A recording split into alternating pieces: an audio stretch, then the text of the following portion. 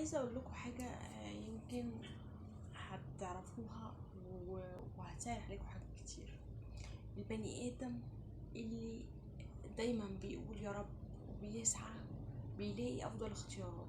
البني ادم اللي لما بيمشي بيبقى محترم ربنا بيعوضه.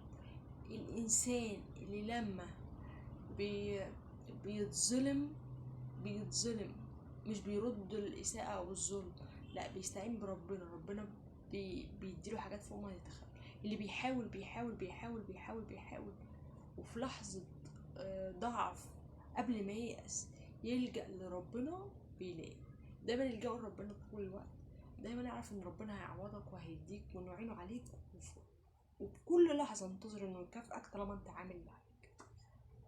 المهم ان انت تتمسك بهدفك وحلمك، مش تسيبهم يخلوك زي ما هم.